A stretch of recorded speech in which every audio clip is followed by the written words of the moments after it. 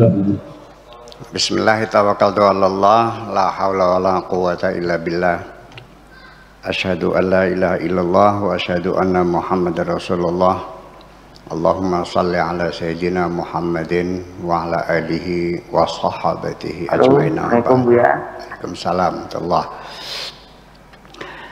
Pertama-tama saya sampaikan salam hormat yang setingginya kepada Bapak Dekan, Bapak Kepala Jurusan, pimpinan pengurus CSS Mora dan seluruh pengurusnya, dan para sahabat Buya Syakur di mana saja berada. Hari ini saya mendapat penghargaan untuk berbicara tentang apa tuh judulnya tuh? Serunai literasi sufisme. Mungkin teman-teman di sini nggak tahu serunai itu apa ya. Serunai itu bentuknya seperti trompet ya, tapi dia suling, coba ada lubang-lubangnya, yaitu di ujung itu besar untuk meningkatkan volume ya. Lubang-lubang itu untuk mengatur nada suara. Ini dari Padang ya asalnya ya, dan sekarang sudah kemana-mana, ke Pasundan juga sudah banyak masuk. Kemudian literasi sufisme, jangan salah, nanti ada dua istilah yang hampir mirip diucapkannya itu, ada sufisme, ada sofisme. Kalau sufisme dari kata sufi, tasawuf. Kalau sofisme itu dalam bahasa Arabnya namanya safsatoiyah. Safsatoiyah itu adalah satu paham aliran di Yunani kuna sebelum Aristoteles, Socrates dan Plato, yang dimotori atau dipimpin oleh para filosof besar seperti Anaximenes, Anaximandros, Pythagoras dan sebagainya. Isi dari paham sofisme ini adalah relativitas kebenaran. Jadi kebenaran itu ada, tapi keberadaannya adalah relatif. Jadi kalau kita mengkaji satu masalah, kemudian ternyata Pak Afkar, Pak Edi dan saya punya sudut pandang yang berbeda, ya kan? Sekalipun kontradiksi, paradoks pun, itu kebenaran apapun sifatnya adalah subjektif. Jadi ketiga-tiganya benar. Jadi benar menurut Pak Edi, benar menurut Pak Afkar, benar menurut saya. Yang benar, yang asli mana? Ya yang nggak ada, yang ada subjektif itu. Itulah relativitas pemahaman, sehingga menimbulkan kegaduhan dan juga bisa runtuhnya nilai-nilai kebenaran itu sendiri. Jadi artinya nggak ada yang benar, artinya kebenaran tidak mutlak. Nah, kemudian munculnya Aristoteles itu sebagai antitesa terhadap pemikiran-pemikiran sofisme itu. Itu sekitar tentang sofisme, ini sofisme. Kemudian kalau kita bicarakan tentang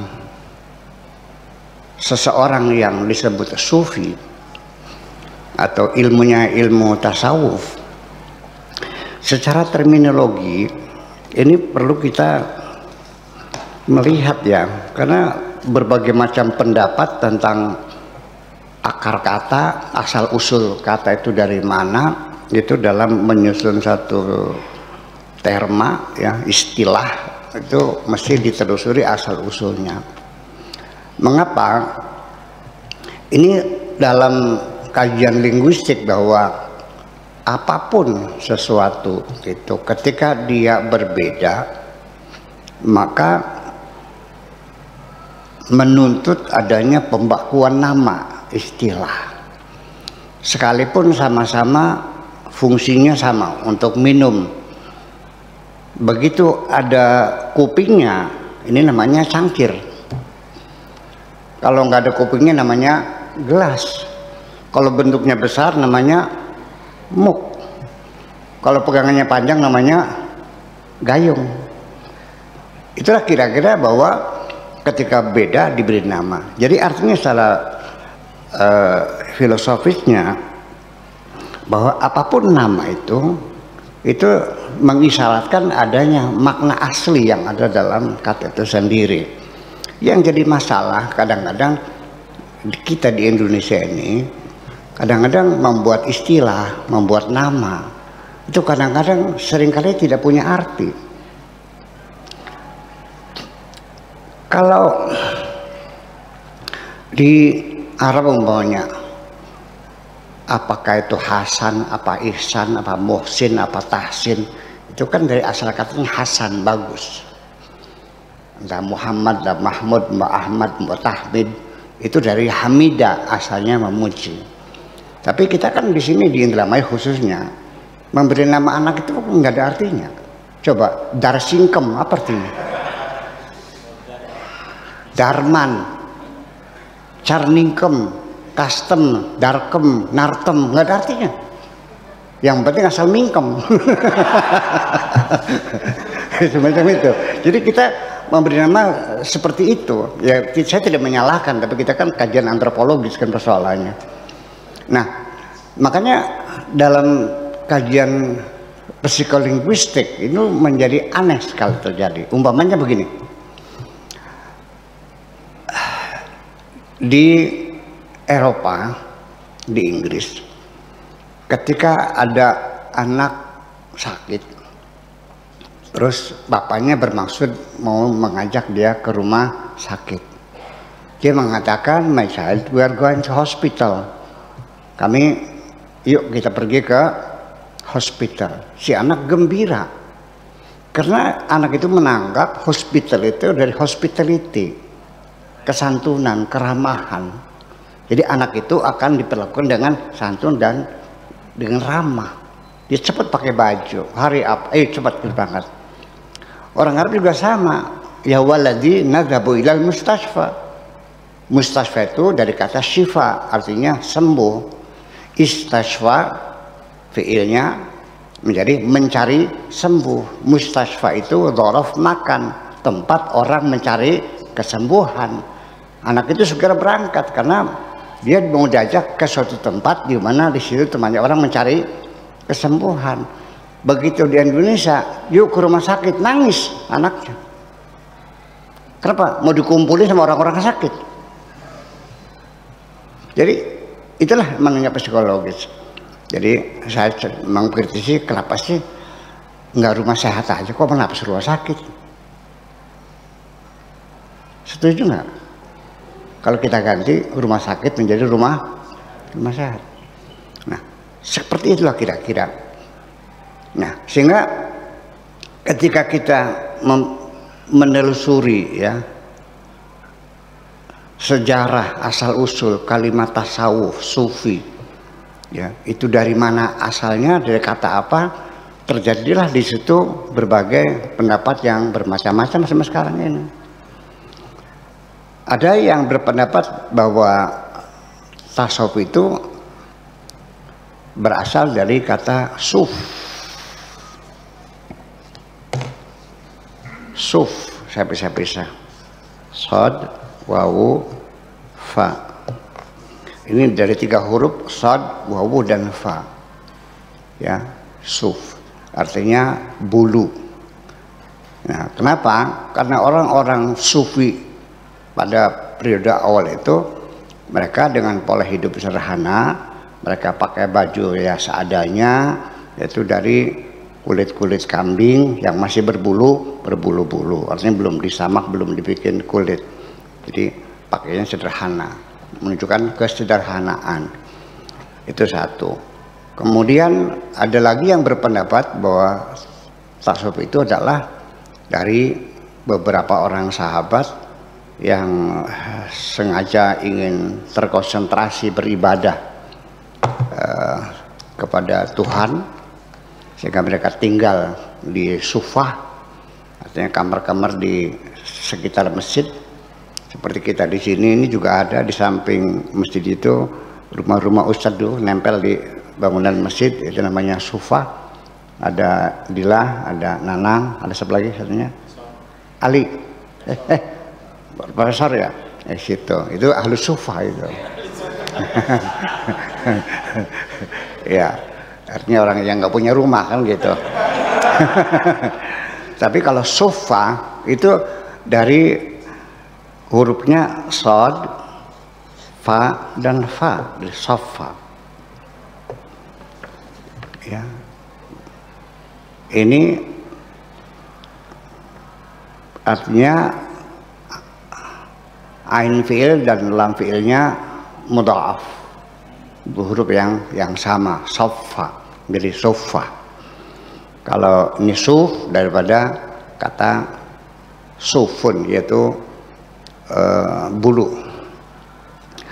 Di bentuk fi'ilnya nggak ada, sofa yusufu nggak ada, artinya bulu. Kemudian juga ada yang mengatakan dari bahasa Yunani, yaitu teosofi. Dari ini namanya teosofi. Ya, karena bagaimanapun juga aliran tasawuf ini bukan hanya di Islam, di agama lain, di peradaban kuno juga sudah ada pola hidup sederhana yang dianut oleh orang-orang yang mencari kejernihan jiwa, itu teosofi. Nah, dari berbagai macam pendapat tentang asal usul kata sufi ini, saya tidak melihat kata sufa itu melanggar aturan konjugasi, ya kan?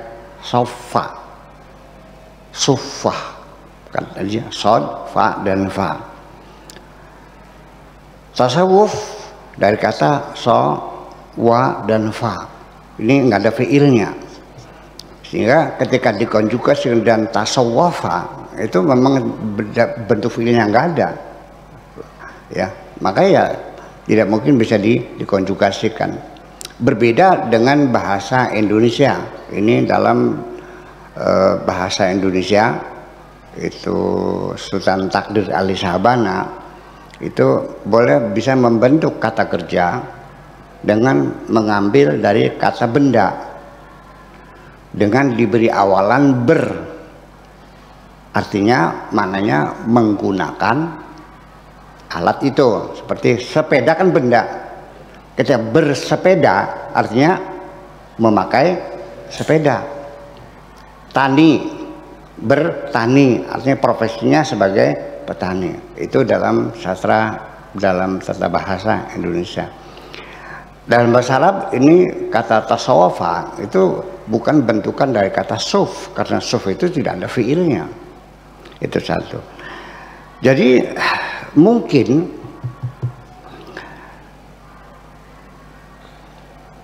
bisa terjadi ini bukan dari sawafa, bukan dari sofafa, tapi dari sofawa. Sofawa. Sofa menjadi sofa yasfu. Ya, sofa kejernihan sehingga menjadi sofa artinya jernih. Tetapi yang jadi masalah karena sofa itu adalah nakis wawi. Sofa asalnya sofawa. Tasawwafa kan berarti wawunya meloncat di tengah berarti. Ya kan begitu. Nah, tidak mengapa dalam bahasa Arab terjadi iqlab buat taklib huruf itu antara fa fiil, ain fiil dan lam fiil itu bisa terjadi pelompatan. Saya kasih contoh begini. Seperti bi'run, bi'run, wazannya fi'lun. Bi'run itu wazannya fi'lun. Jadi fa fi'ilnya, fa-nya itu adalah ba, ain fi'ilnya itu alif atau hamzah, dan lam fi'ilnya ra. Betul begitu? Nah, ketika dijamakan, apa jamaknya bi'run? Abarun, betul. Jamaknya itu abarun, abarun. Jamaknya birun, abarun. Wazannya apa? Nah, ketika kita mengkonjugasikan birun jamaknya abarun, ternyata abarun itu wazannya bukan af'alun. Ba alif ro, birun. Jamaknya abarun.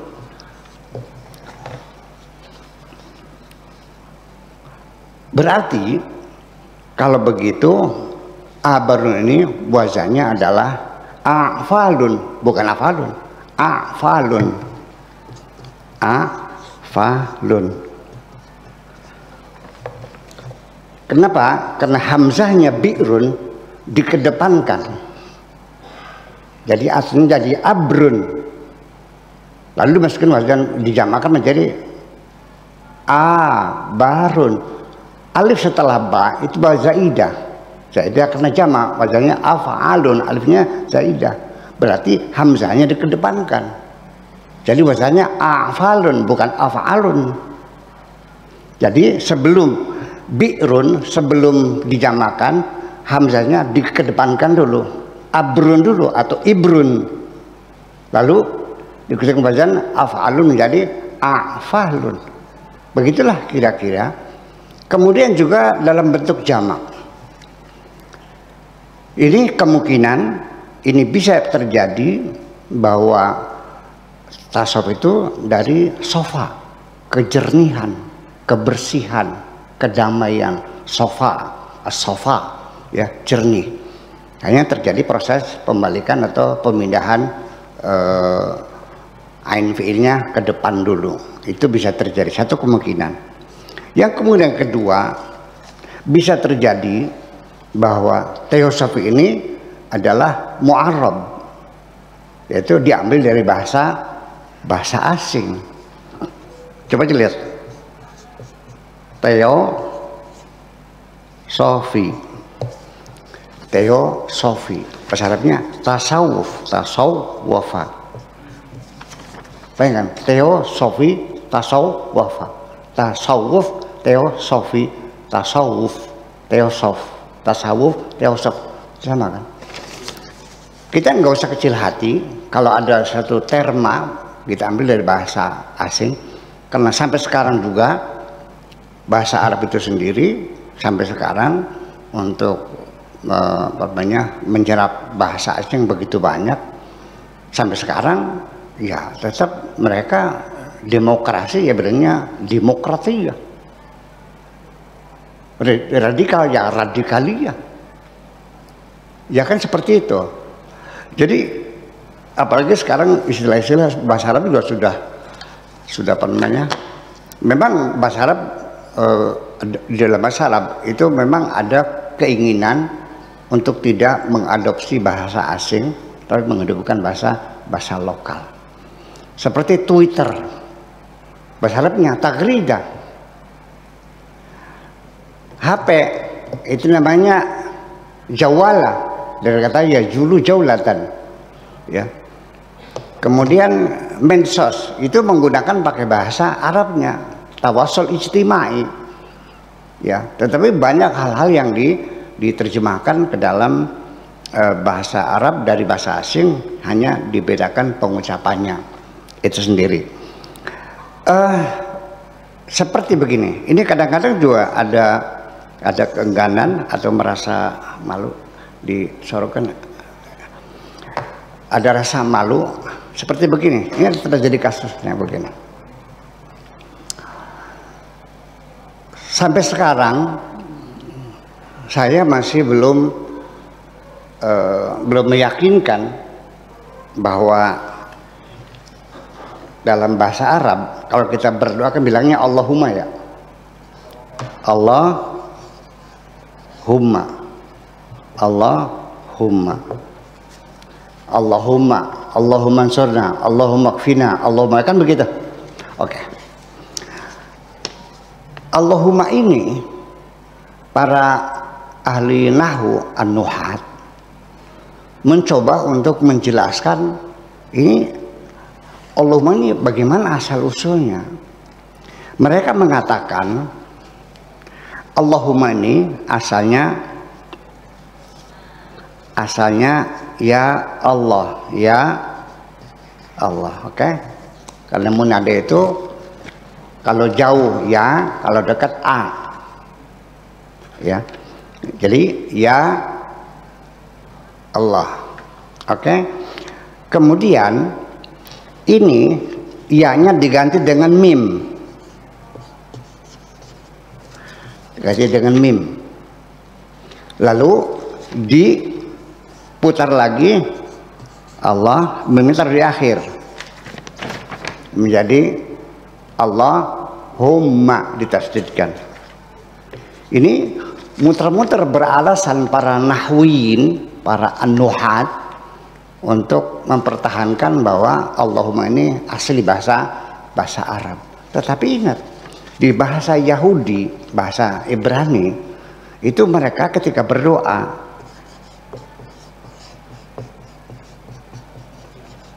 bilangnya Elohim. Kenapa kita tidak jujur saja? Allahumma itu mengadopsi bahasa Ibrani. Karena bahasa Ibrani lebih tua dari bahasa Arab. Kenapa sih malu? Jujur aja. Allahumma ini adalah bahasa Ibrani.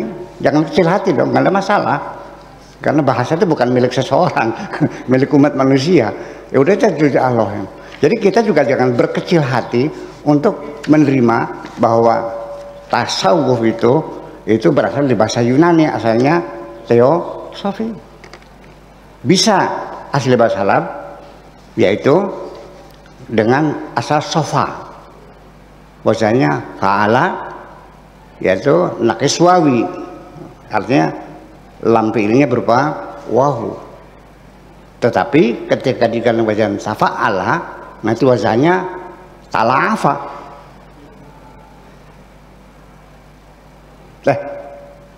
Tafala'a, jadi tafala'a, jadi karena lam fi'ilnya menjadi apa namanya, menjadi ain fi'il, jadi sofa, jadi sofa, asalnya sofa menjadi sofa. Ini berbelit sekali masalahnya. Tetapi ini kita asal usulnya. Setuju silakan, enggak silakan, enggak ada masalah. Ini sebenarnya pendapat aja. Nanti para akademisi ikut mendiskusikannya ini. Kemudian adapun definisi yang sudah kalau di sini di KBBI ya, dalam bahasa Arab juga ada Mu'jam Arabi, ensiklopedia Arabnya itu didefinisikannya bahwa tasawuf itu artinya tariqatun fis suluk, satu metode dalam bertingkah laku, berperilaku, ya, ta'tamidu ala tahalli bil fadail, yang berlandaskan pada menghiasi diri sendiri dengan sifat-sifat yang mulia, ya, tazkiyatan lin nafas, untuk mensucikan jiwa. Kemudian wasa'yan ila martabatil fana, dengan upaya untuk mencapai tingkat fana, ya, fillahi, dalam Allah Subhanahu wa taala. Kemudian definisi berikutnya, al-mutasawwifun itu adalah jamaah minal mutazahidin, adalah sekelompok orang-orang yang berpola hidup sederhana. Pola hidup sederhana, mutazahidin. As-salikina tariqatan, yang menempuh satu metode atau jalan, ta'tam itu ala zuhud, berdasarkan kesederhanaan, ya, wa taqassuf, dan seadanya, ya, wa tahalli bil fadail, dan menghiasi diri dengan sifat-sifat mulia, lituzakkun nafas, untuk membersihkan jiwa, wa tatamakkanu minal ittisal billah, untuk mencapai bisa bersambung dengan Allah Subhanahu wa taala. Dalam sejarahnya inilah bahwa pada zaman Nabi masih hidup memang belum ada namanya tasawuf itu. Mazhab belum ada. Ya kan, fikih juga belum ada. Ilmu-ilmu agama juga belum ada. ilmu tasawuf, ilmu kalam, ilmu fikih, ilmu tafsir, ilmu hadis, ya belum ada. Semua ilmu-ilmu yang kalian katakan ilmu agama itu tidak ada pada zaman Nabi. Makanya saya lebih sepakat ya ilmu aja lah, nggak usah ada ilmu agama, ilmu umum. Sebab ilmu agama siapa? Kita susah mendefinisikan ilmu agama. Jadi ya ilmu agama itu artinya ya secara fakta di lapangan adalah ilmu pengetahuan yang diproduksi oleh orang-orang Islam dalam proses perkembangan dan kemajuan peradaban Islam setelah kajian Nabi. Jadi ilmu agama, nah makanya jadi kembali lagi kita nggak usah mencari dalil-dalil lah ya. Kalau pada zamannya belum ada ya sudah jangan cari dalilnya. Kalau zaman Nabi belum ada, jangan cari dalil, udah nggak ada. Seperti rokok, mencari dalil untuk mengharamkan rokok, mencari dalil untuk menghalalkan rokok, terserah Anda. Tapi saya mau bertanya, Nabi ngerokok nggak? Nih mahasiswa UIN Bandung, ngerokok nggak? Nabi ngerokok nggak? Nggak. Sebabnya apa? Belum ada, ya udah hukumnya nggak ada, selesai itu aja. Kok susah. Kok susah banget sih? Iya, ya udah hukumnya nggak ada. Kalau nggak ada ya boleh berlebih. Kalau nggak ada ya boleh. Karena al-aslu fil asya' al-ibahah. Asalnya apa saja itu adalah boleh, seperti itu. Nah, itu bahwa paham sufi itu sendiri sudah dimulai dari zaman Hasan al-Basri abad kedua Hijriah, jadi abad ke-9, 10. Saya melihat bahwa aliran sufi ini sebetulnya sebagai satu antitesa ya sebetulnya, sebagai reaksi terhadap fenomena kehidupan masyarakat Islam pada zaman itu yang penuh dengan foya-foya. Zaman Daulah Dinasti Abbasiyah itu kejayaan umat Islam ya, satu imperium yang belum ada sampai sekarang. Wilayahnya itu memadai dengan Imperium Abbasiyah atau dinasti Abbasid, dari Maroko sampai Afghanistan sampai Pakistan. Bayangkan, sampai sekarang belum ada. Ya mungkin lebih besar dari Uni Soviet pada zaman itu. Dan tunggal. Dulu waktu Romawi ada Persia, ada blok barat, blok timur.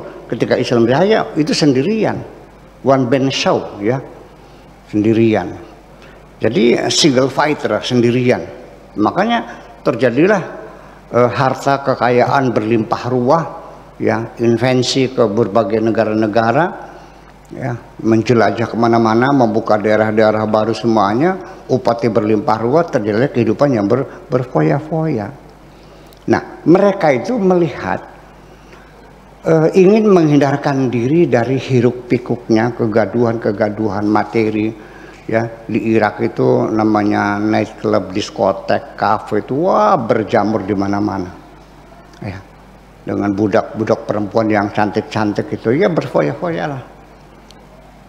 Harun ar-Rasyid yang kita ceritakan itu sebagai khalifah umat Islam yang paling mementingkan ilmu pengetahuan ya, kemajuannya itu. Tahu nggak ada berapa ceweknya? 400. Saya mau cerita dulu kira. Jadi ini cerita. Jadi ini ceritanya adanya itu di kitab Al-Hikam. Al-Hikam itu karangannya Imam Al-Junaidi. Merupakan salah satu kitab tasawuf yang paling populer di Indonesia. Ada Al-Hikam yang dibaca di seluruh pesantren itu. Kalau orang sudah bisa baca Al-Hikam, kayaknya sudah dijamin masuk surga.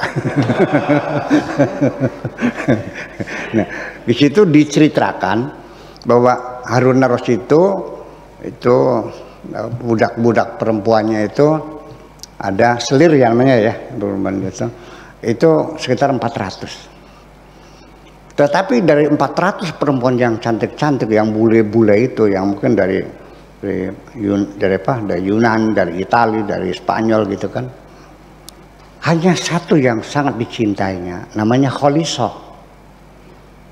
Jadi yang lain mah digilirnya sebulan. Ya kalau 400 kan bayangkan. 1 tahun berapa hari? 365. Jadi kalau setiap hari ganti, malam ini Juleka, besoknya Hasanah, besoknya Memunah. Ini setelah 400 hari itu baru ketemu Zuleka lagi nih. Jadi satu orang perempuan menunggunya lebih dari 1 tahun bisa ketemu lagi nih. Itu kalau tiap hari kan gitu. Tuh, tapi ternyata lebih banyak singgah di tempat tinggalnya si Kholisa ini. Jadi yang semua pada ngiri. Nah, suatu ketika mati, yang enggak tuh mati diracun sesama mereka mungkin barangkali gimana. Nah, ada seorang lebek, lebeknya yang mandi sama itu tuh, ya tentu perempuan lagi kan. Dia penasaran. Kenapa? Ternyata orangnya hitam. Jadi dari negro gitu, jadi orang hitam. Hitam, orangnya hitam. Kok bisa tergila-gila? Ada apanya ini? Kok bisa sampai padahal yang paling jelek padahal, tapi yang paling dicintainya. Nah, akhirnya dia cerita ternyata di gelungnya itu ada bungkusan kecil terselap di gelungnya ini. Dia ambil, ternyata wafa. Jimat desainnya tuh. Nah, ini dia satuannya nih.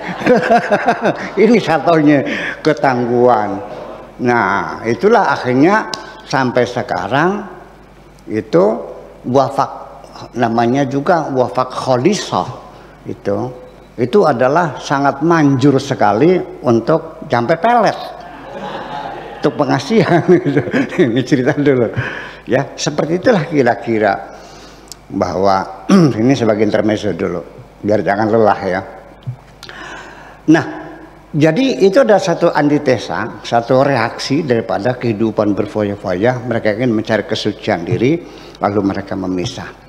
Tetapi pada abad ke-8 ke-9 itu adalah di situ ada satu persaingan dalam mengawal peradaban Islam itu, di mana masing-masing disiplin ilmu para pendukungnya ada saintis, ya kan, ahli matematika, astronomi, kedokteran, filsafat, ilmu kalam, ilmu fikih, ya kan begitu, tasawuf juga. Ini terjadi persaingan yang sangat keras sekali. Ternyata bahwa dalam persaingan mereka untuk merapat kepada kekuasaan ini, ternyata yang paling unggul itu adalah para pendukung ilmu fikih, para fuqaha. Ya, kenapa demikian? Ya karena secara alami undang-undang hukum itu lebih dibutuhkan oleh sang penguasa sebagai payung hukum. Makanya terjadilah pembantaian. Jangan dikira selama ini Anda membangga-banggakan Ibnu Sina, Al-Farabi, Ibnu Bajjah, Ibnu Tufel. Dibantai semua, dikapir-kapirin semua itu oleh fuqaha itu. Semuanya. Ibnu Rusdi juga dizindik-zindikkan, dikapir-kapirkan, dimurtad-murtadkan semuanya itu. Dan matinya mengenaskan semua kok. Ya, diusir dari tanah airnya. Itu nasibnya mereka. Kemudian juga persaingan antara ahli teologi, ilmu kalam, antara Mu'tazilah dan ahli sunnah. Ada Murji'ah, ada Qadariyah, ada Jabariyah, ada Khawarij. Itu semuanya mereka juga terjadi persengketaan dan korbannya tidak sedikit ya. Para Mu'tazilah itu sampai tercatat 10.000 yang meninggal dunia itu. Ya. Tokoh Mu'tazilah itu Syekh Jaham itu kan matinya dipenggal. Dan banyak yang dipenggal-penggal itu. Jadi kekejaman fuqaha ini sendiri juga mengerikan. Iya, ada orang bereksperimen tentang ini, murtad, kafir lagi, karena nggak ada hadisnya, nggak ada dalil. Sampai sekarang. Dan termasuk juga para sufi juga menjadi korban serangan-serangan fuqaha. Cuman sufi ini tidak meladeni, tidak merespon, dibiarkan saja. Kalau yang lain itu perlawanan, dihabiskan. Makanya kenapa sufi tidak dihabiskan? Karena sufi tidak memberikan perlawanan. Tapi dikafirkan, dibid'ahkan, ya sampai sekarang. Kalau ada orang uzlah gitu, udah dituduh zindik. Kalau sudah ziarah kubur, sudah musyrik, betul nggak? Ya sampai sekarang, ya itu nasunya seperti itu. Jadi artinya bahwa inilah warisan, bahwa memang dari semua persengketaan itu memang awal mulanya mah persoalan politik juga sih pada awalnya mah. Tapi akhirnya kan setelah yang menangkan pegang kekuasaan, ya sudah 1300 tahun yang lalu kok.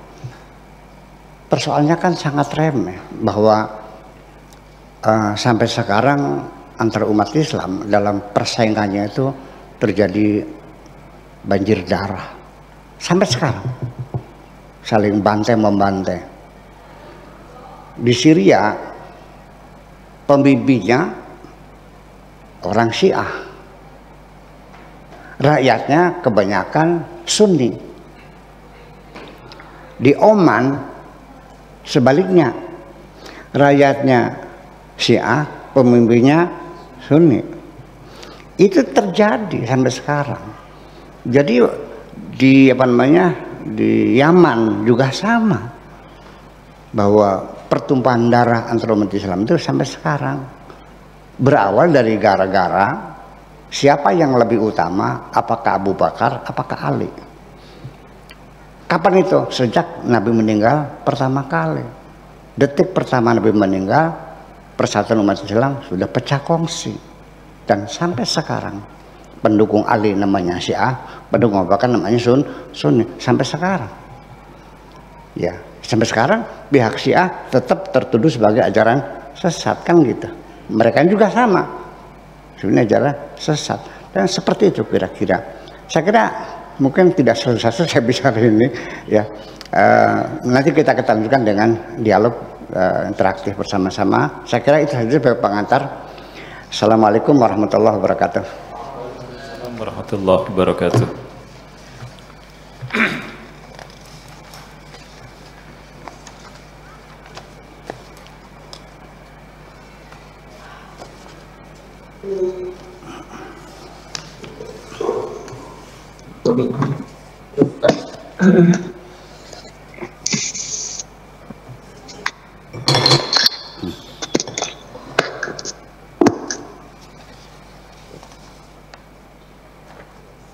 Terima kasih banyak kepada Buya Syakur atas pemaparannya. Selanjutnya untuk diskusi lebih lanjut, saya buka 3 orang penanya. Silakan, bisa dibantu panitia untuk memilih siapa aja yang bertanya.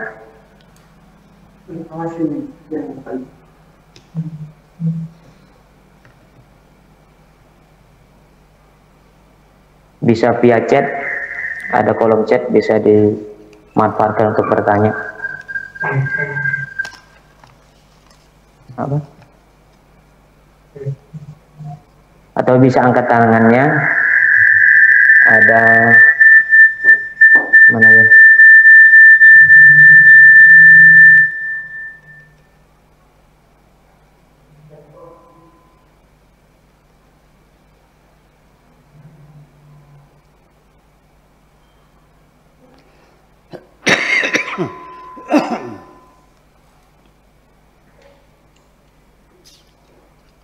Halo? Ada yang bertanya?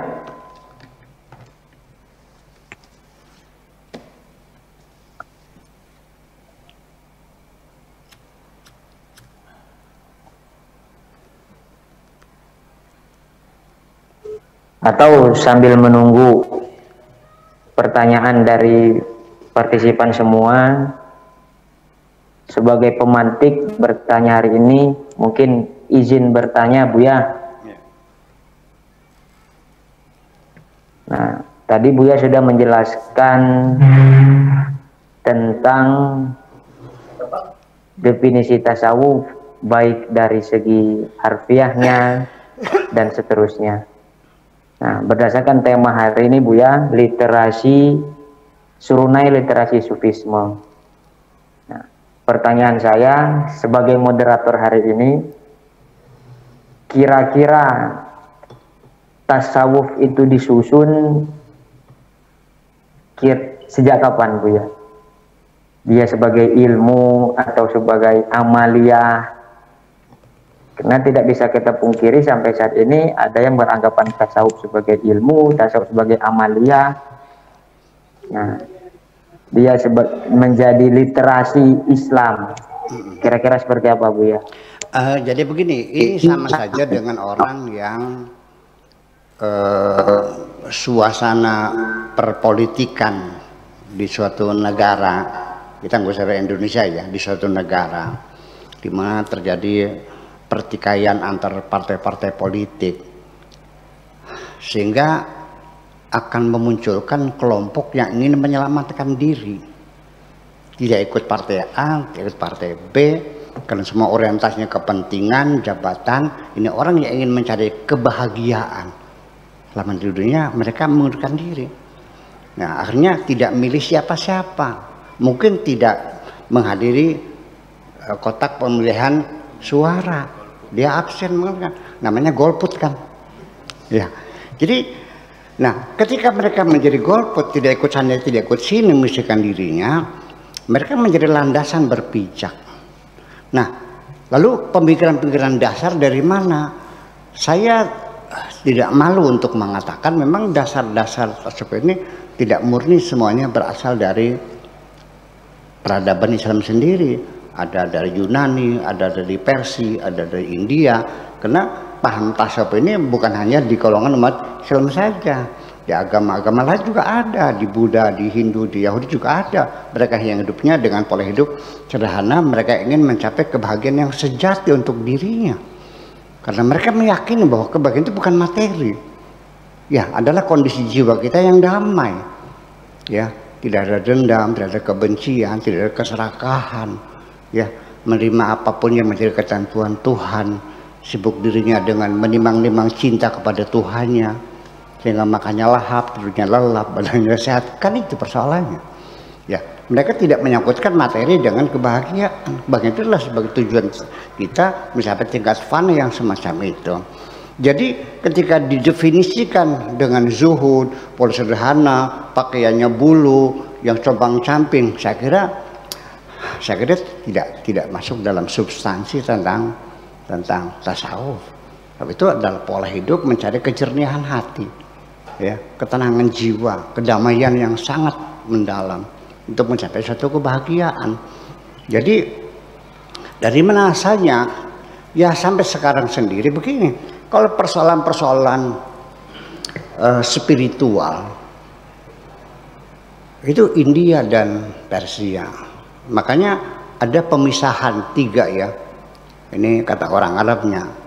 Kalau orang Yunani itu disebutnya ahlul fikrah, pemikiran, para filosof sana.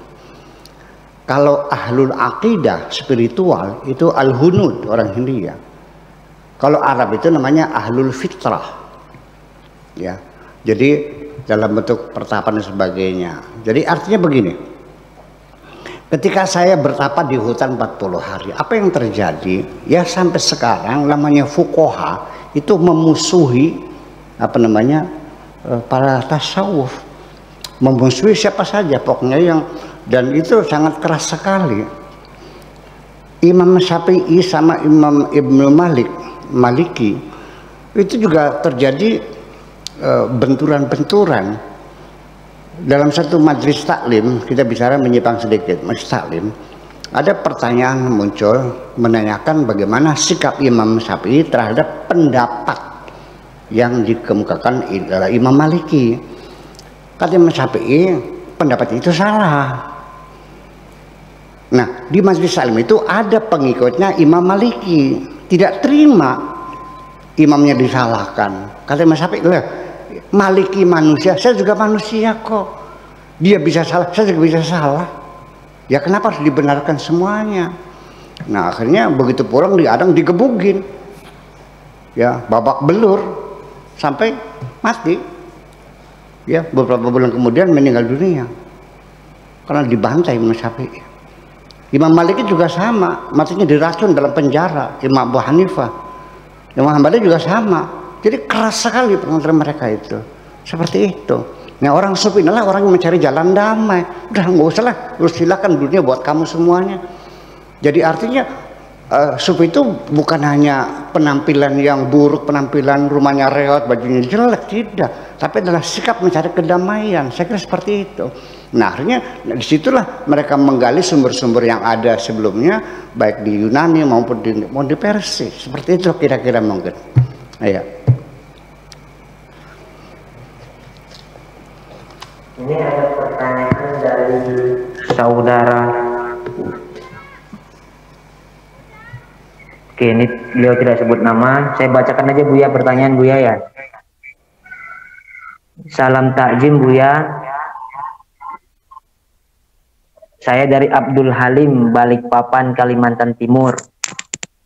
Bagaimana resep agar istiqomah dalam tumbuh kembangnya jiwa mutmainin dalam konsep sufisme? Hatur nuhun Buya. Wassalamualaikum warahmatullahi wabarakatuh.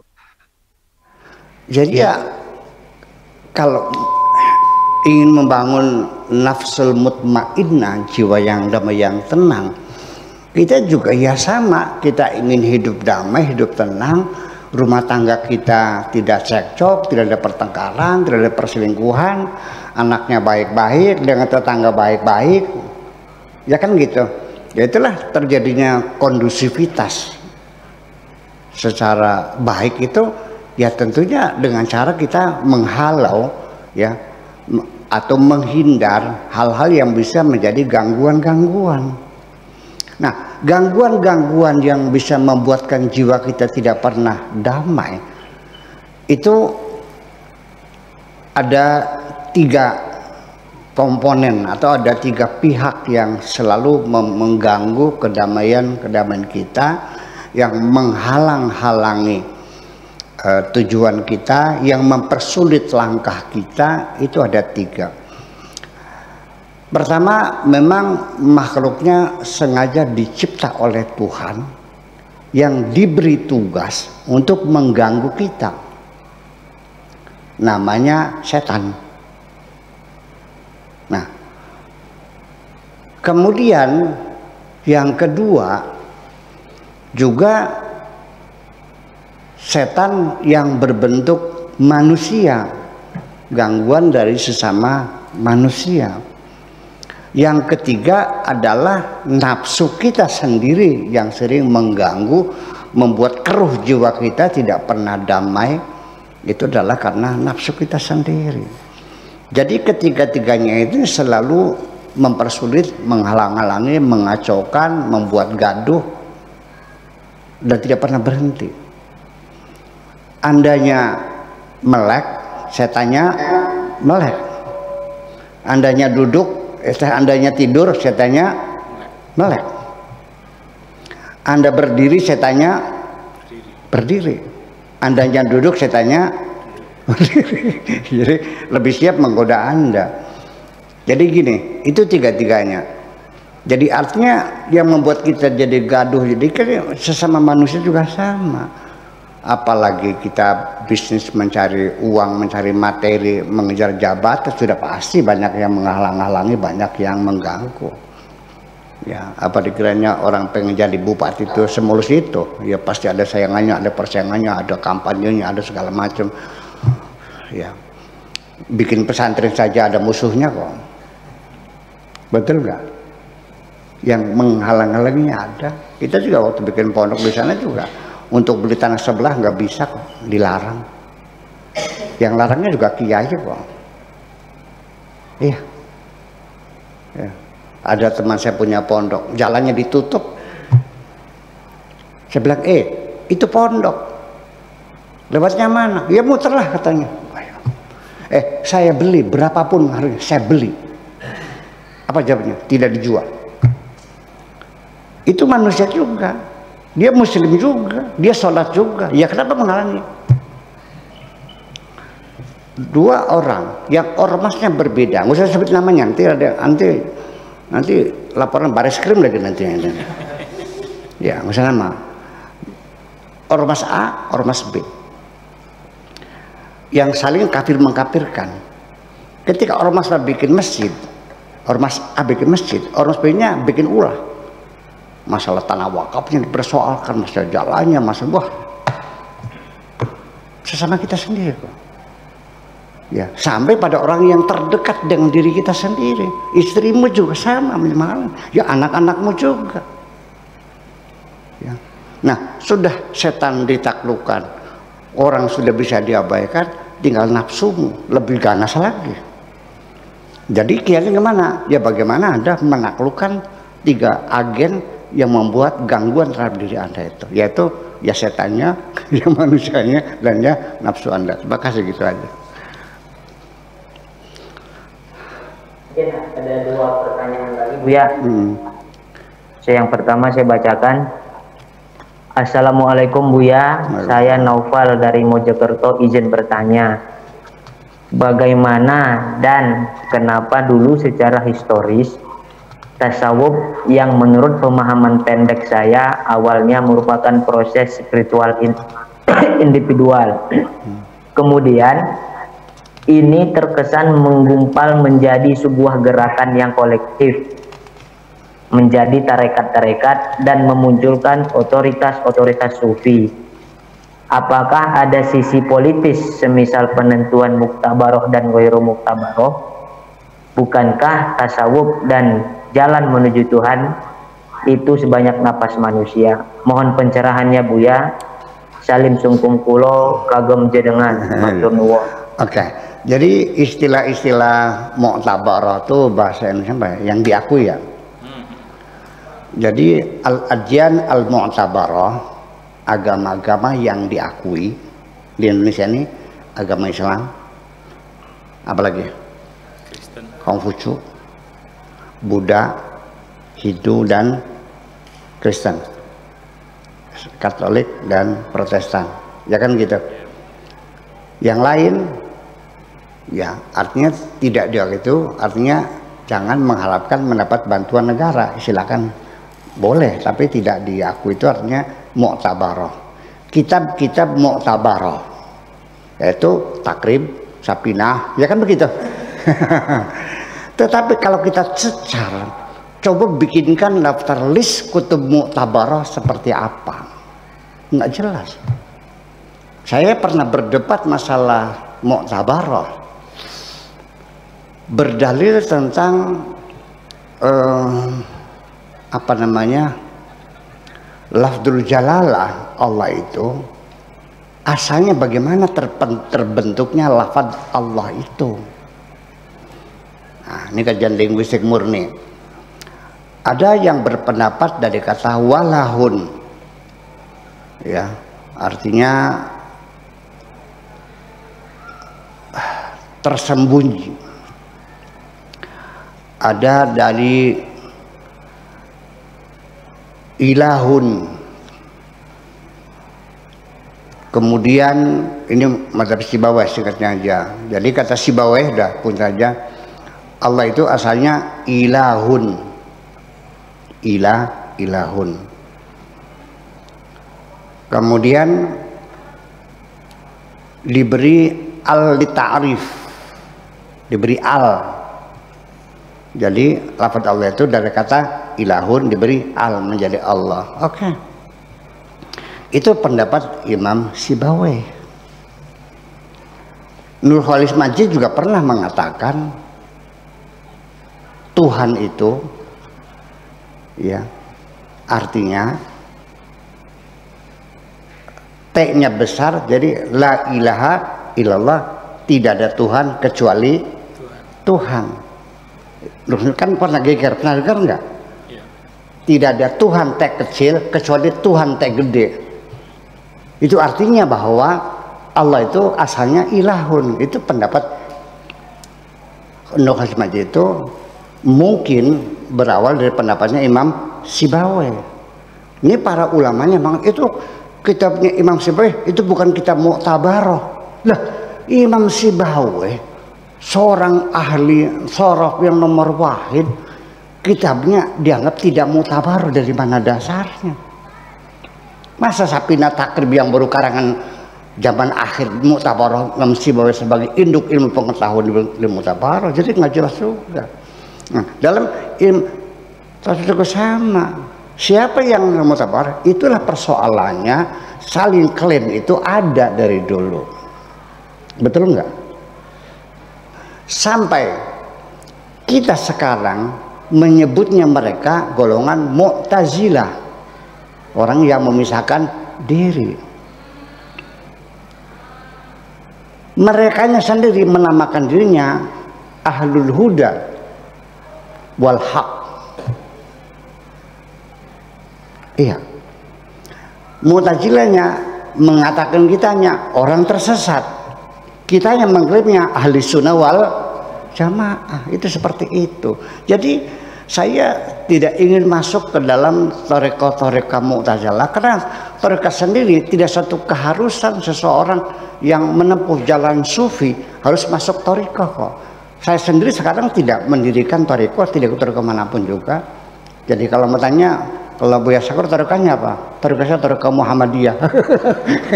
Ikut madzhabnya Kanjeng Nabi Muhammad SAW. Jadi ada berapa jumlah thariqah? Ya banyak sekali. Yang mau tabar Indonesia ya tanya sama Habib Lutfi, karena dia presidennya kan.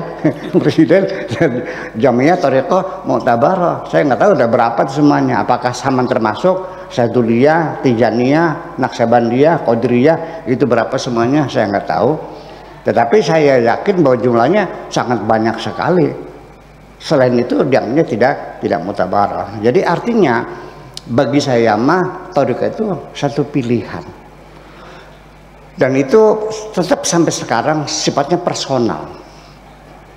Sebab di kalangan para sufi itu tidak ada saling klaim, tidak ada. Ya, kita berjalan masing-masing, tidak usah menyalahkan siapapun. Silakan.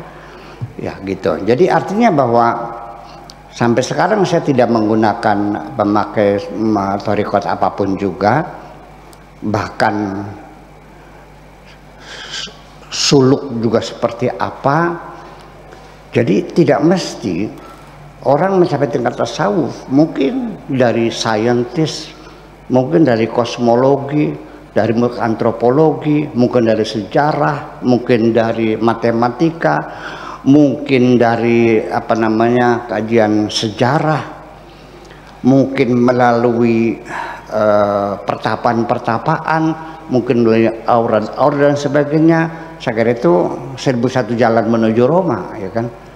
Ya, innalladzina hadu fina lanahdiyannahum subulana, akan ditunjukkan jalan-jalannya. Nah, jadi tidak melalui suluk, tidak melalui thariqat, bahkan ujung-ujung hari ini masih jadi preman, tukang rampok, besoknya jadi waliullah, namanya Dunun al-Masri. Hari ini dia masih melacur, besoknya jadi waliullah, namanya Rabi'ul al-Adawiyah. Akan tetapi tolong teman-teman sekalian, jangan ditiru, jangan mengharapkan bisa seperti itu, karena itu jarang terjadi. Jadi kalau mau niru, jangan niru yang jarang terjadi, meniru yang banyak terjadi. Gitu. Nah, yang banyak terjadi adalah melalui thariqah, melalui suluk, melalui bimbingan seorang mursyid. Kan seperti itu. Berapa lama ya tergantung thariqah sendiri. Jadi thariqah sendiri tidak menjamin lalu pasti dia akan mencapai tujuan. Tidak melalui thariqah juga bisa.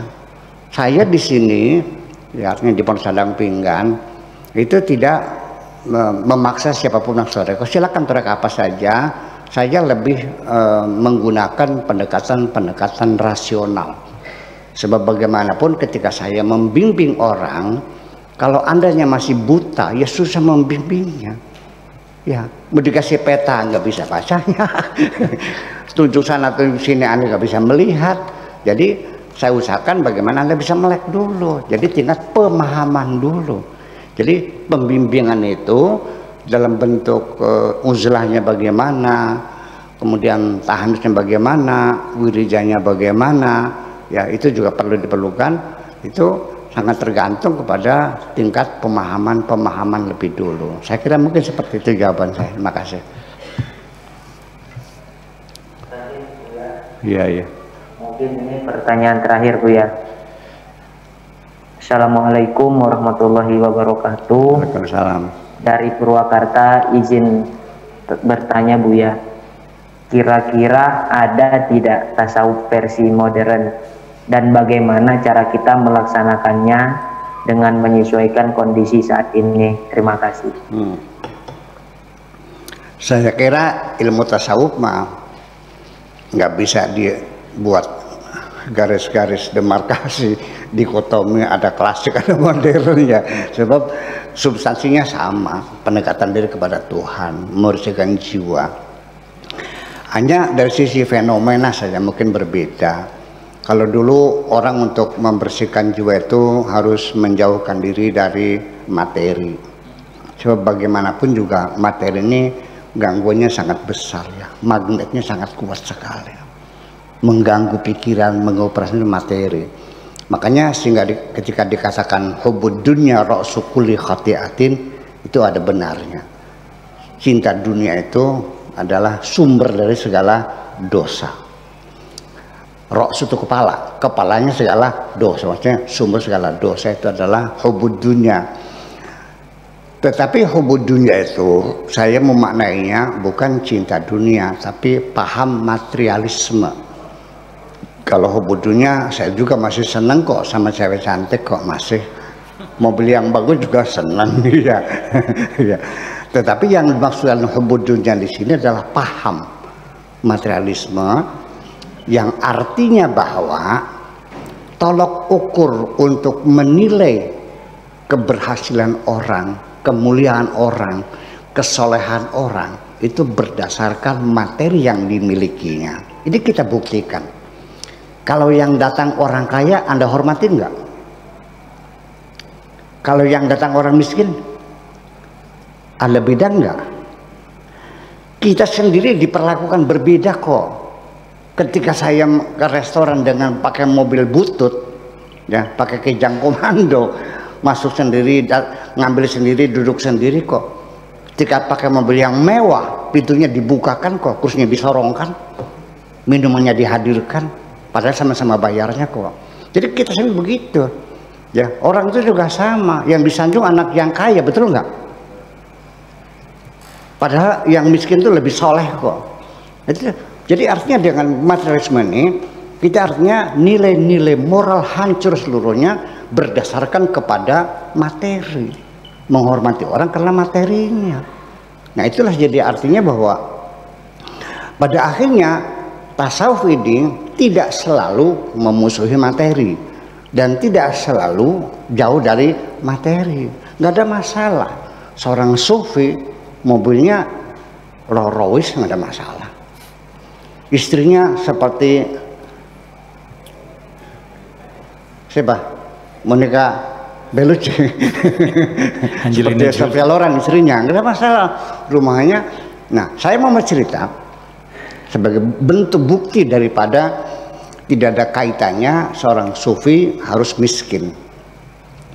Pada suatu hari seorang murid itu sudah 20 tahun dia dibimbing oleh seorang mursyid, sehingga mursyidnya mengatakan, wahai muridku, kamu sudah mendapatkan ilmu saya semuanya. Ya, silakan Anda boleh mengembangkan sendiri. Tapi si murid mengatakan, masih kurang Tuan Guru, aku ingin belajar yang lebih lagi. Kata mursyidnya, saya bisanya segini. Ya sudah silakan. Ada nggak yang lebih dari Pak Mursyid? Ada di sana, namanya Syekh Abdullah di sana. Nah, itu adanya di Syam di sana. Betul, iya. Pergilah dia kan mencari guru yang lebih hebat lagi.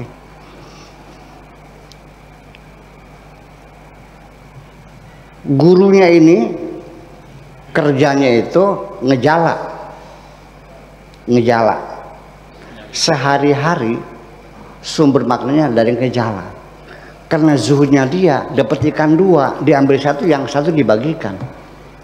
Dapat sekeranjang, yang dimakan 1, yang lain dibagikan setiap hari.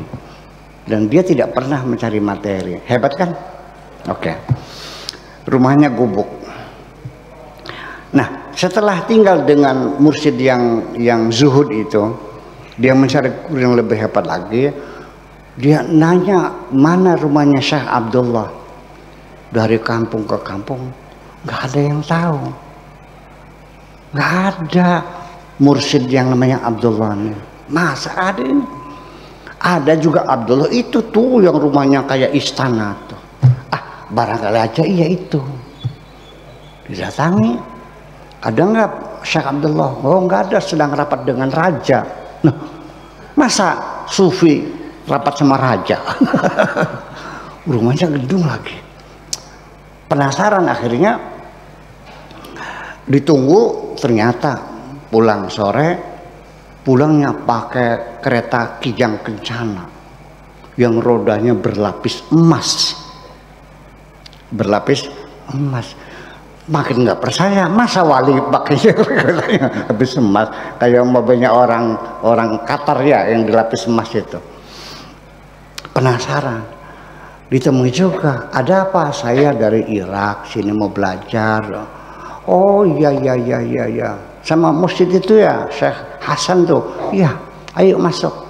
Begitu masuk, di dalamnya pembantunya perempuannya cantik.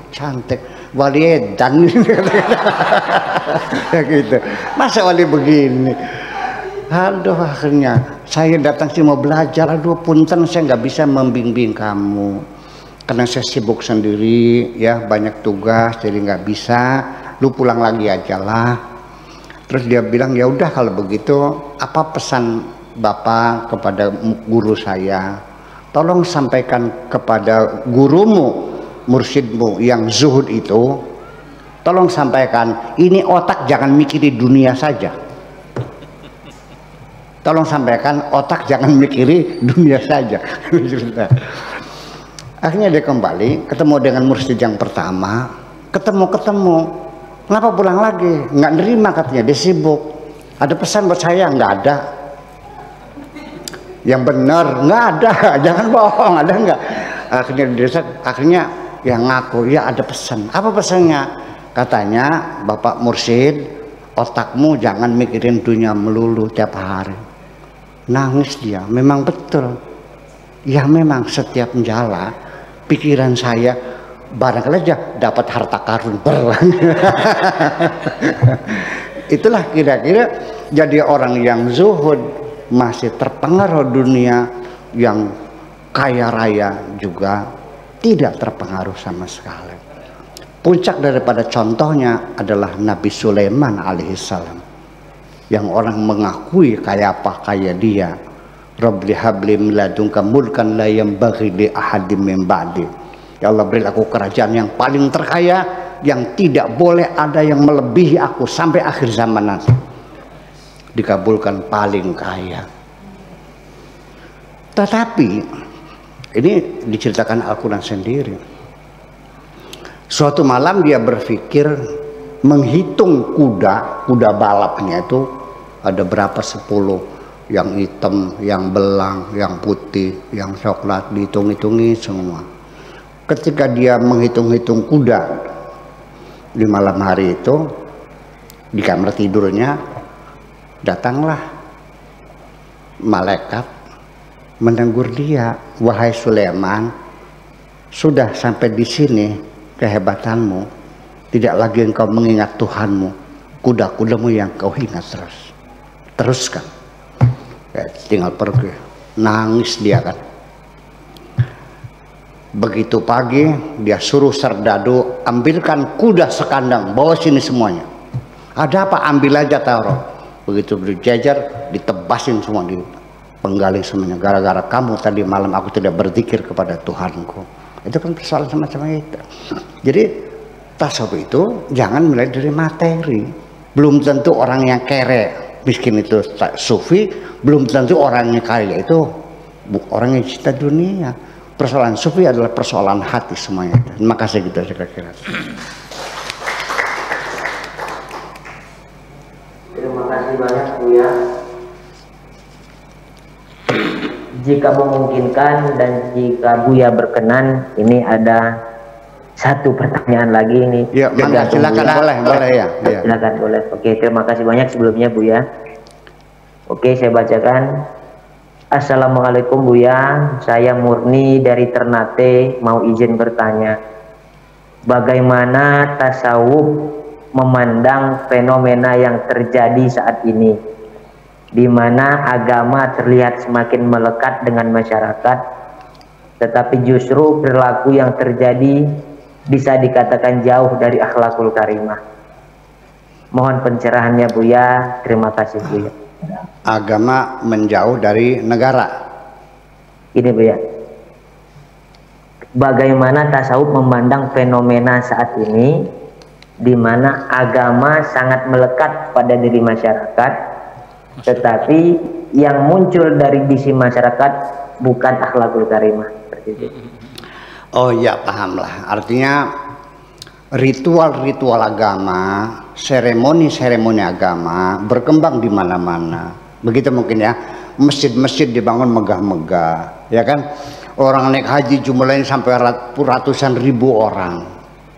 Ya, pembagian zakat juga lebih. Tetapi fenomena dalam bentuk perilaku menjauh dari agama. Setuju semacam itu, ya kan?